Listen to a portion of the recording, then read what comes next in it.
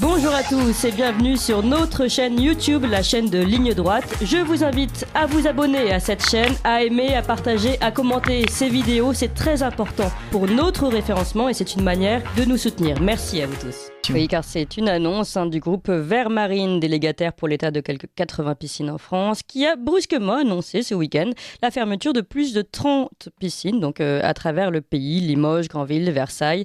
Et selon le groupe Vermarine, eh bien, c'est à cause de l'augmentation drastique de sa facture d'électricité. Elle donne des chiffres. Depuis janvier 2022, elle a en effet été multipliée, cette facture, par 10 et totalise désormais 100% de son chiffre d'affaires contre 20% il y a quelques semaines. Si le groupe avait voulu répercuter cette augmentation sur le prix d'entrée de la piscine, celui-ci aurait dû être multiplié par 3 et donc passer de 5 à 15 euros.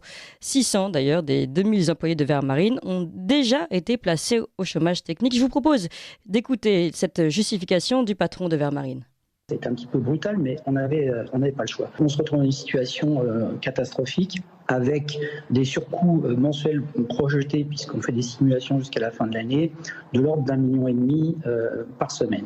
Avec ces projections, on se retrouve avec des coûts d'énergie qui représentent 100% du chiffre d'affaires. Contre 20% l'an dernier, ouvrir n'est donc plus viable économiquement, sauf en triplant le prix du billet, ce que personne ne souhaite à Armentières.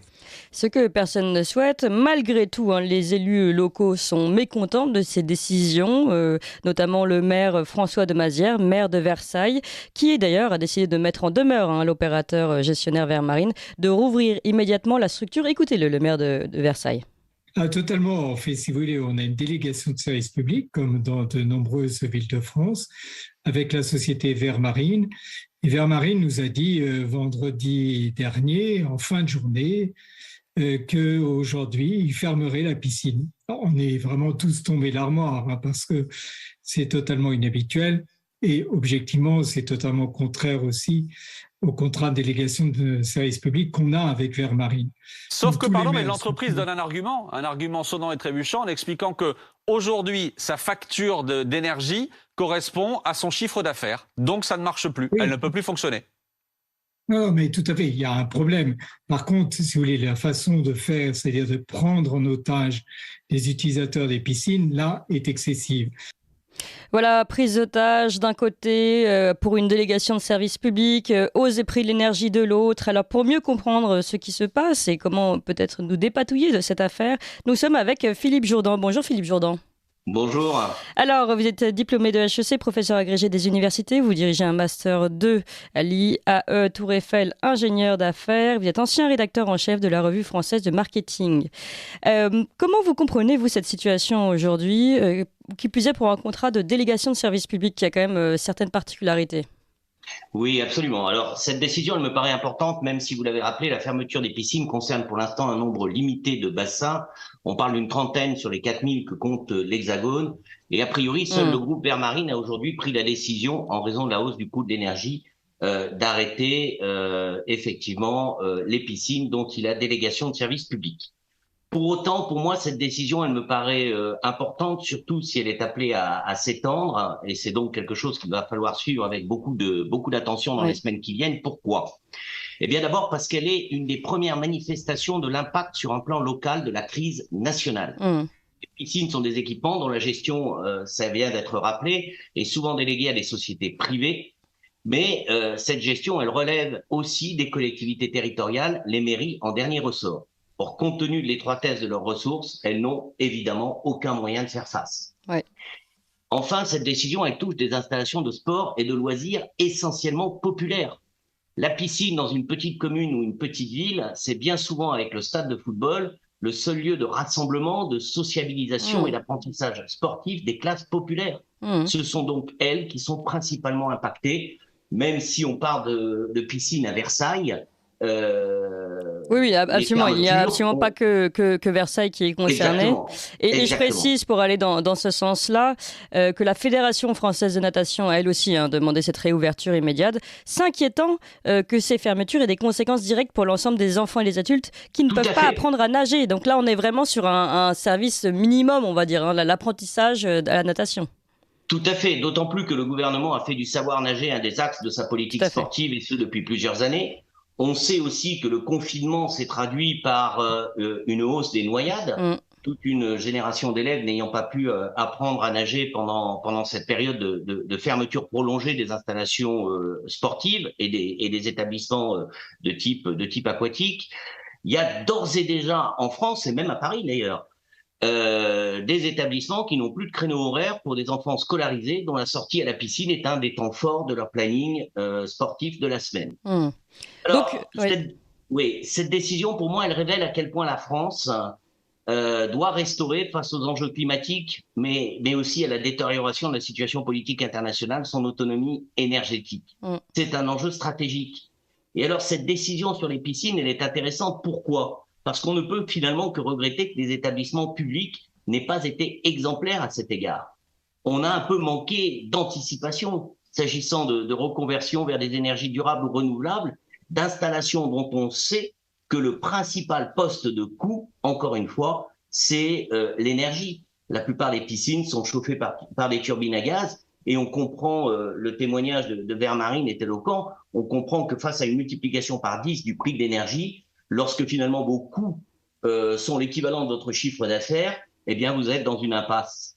Mais alors pour compléter sur vos propos, il se trouve que justement il y avait eu un groupe de travail ouvert qui avait été mis en place par le gouvernement concernant cette question de la sobriété énergétique dans le sport, donc j'imagine aussi dans les piscines, et quelques propositions ont été sorties, notamment celle de réduire, alors c'était pas celle de pouvoir être autonome en énergie, mais plutôt de réduire l'amplitude horaire des piscines ou la température de l'eau. Oui, mais là, on est sur des mesures qui sont largement insuffisantes. On est déjà sur des installations sportives qui ne sont pas suffisamment nombreuses pour faire face aux demandes dans l'ensemble des communes de France. On veut réduire les plages horaires. On a songé aussi à descendre la température de l'eau, mais ces mesures sont plus symboliques que efficaces sur le court, moyen ou long terme.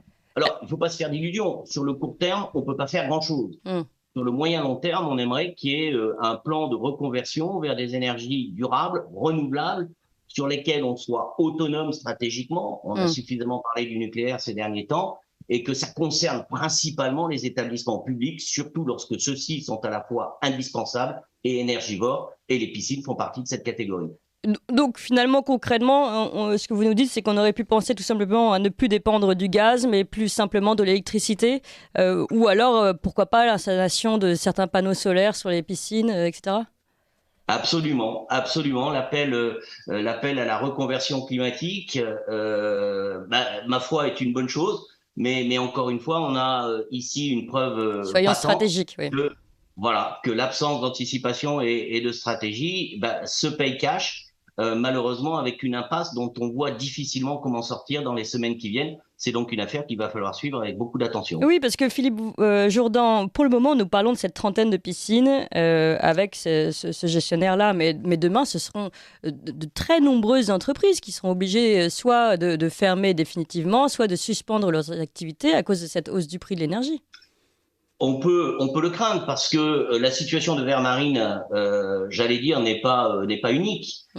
Tous les délégataires de services publics vont faire face de toute façon à peu près à la même situation, au même coût d'approvisionnement, à la même obligation de délivrer un service qui fatalement doit s'inscrire dans un prix raisonnable pour le public.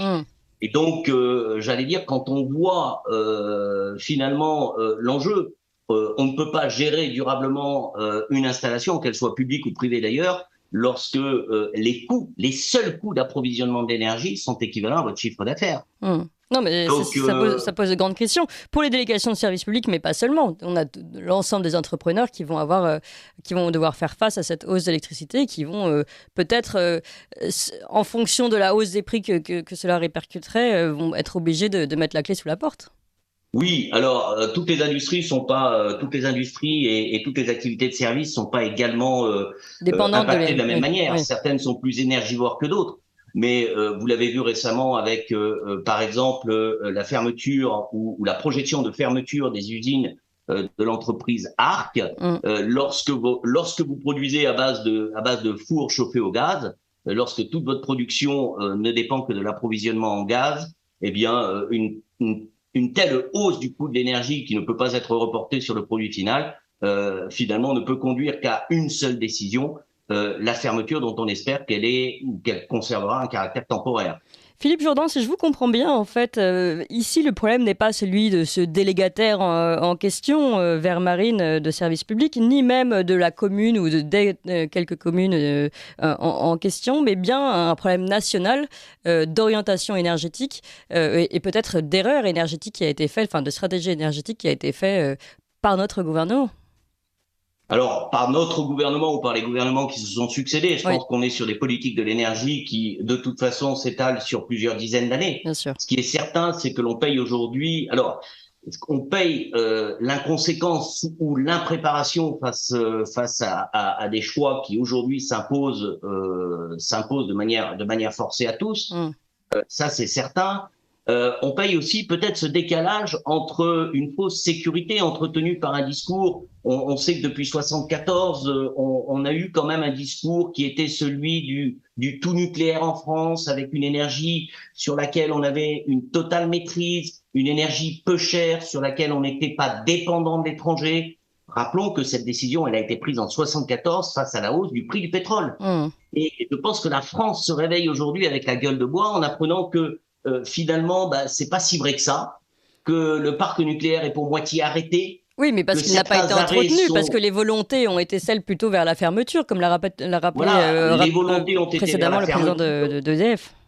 Absolument, le président d'EDF a été transparent là-dessus. Il a dit, mais à partir du moment où la volonté a été de fermer, on ne pouvait pas à la fois s'orienter vers une stratégie de fermeture qui suppose le recrutement d'équipes dédiées à la fermeture d'installations industrielles complexes, et en même temps renverser la vapeur au dernier moment en disant il nous faut maintenant des équipes, non plus pour fermer, mais pour rouvrir, maintenir, sinon étendre le parc existant. C'est-à-dire dire, on est là sur des politiques qui doivent être anticipées sur des cycles de plusieurs années, voire dizaines d'années, et je crains que la solution court terme, aucune solution court terme en réalité n'existe.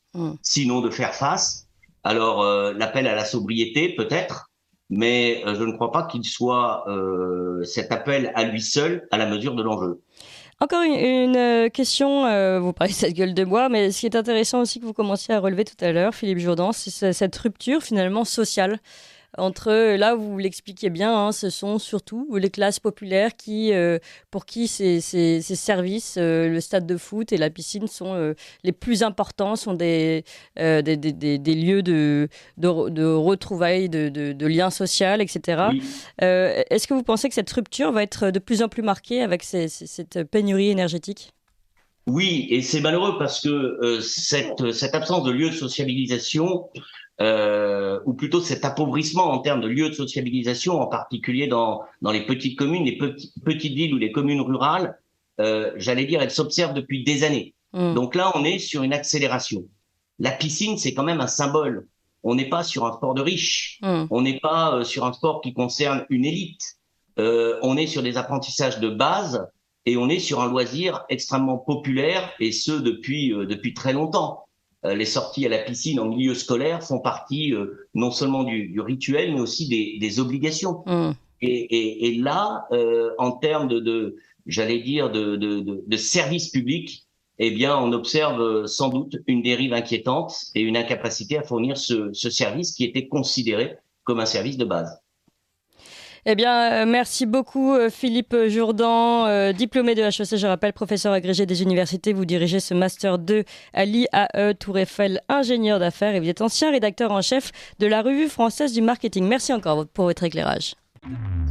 Vous appréciez cette émission? Alors aidez Radio Courtoisie à en produire d'autres, en indépendance totale.